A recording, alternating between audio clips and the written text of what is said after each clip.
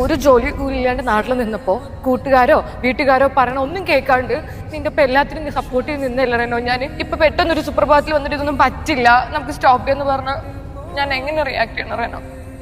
ദുബായിൽ വന്ന് നിന്റെ കാര്യങ്ങളൊക്കെ ഒന്ന് സെറ്റ് ആയി കഴിഞ്ഞപ്പോ ഇപ്പൊ എന്റെ ആവശ്യമില്ല അല്ലേ?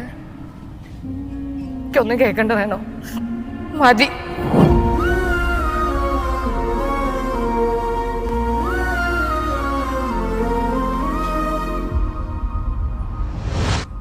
ബയോപ്സി റിപ്പോർട്ട് പോസിറ്റീവ് ആണെന്ന് വെച്ച് നീ ചെയ്ത് കുറച്ച് കടന്ന കൈയായിട്ട്. മുമ്പോട്ടുള്ള ജീവിതം അത്ര രസമുള്ള ഒന്നായിരിക്കില്ലടാ.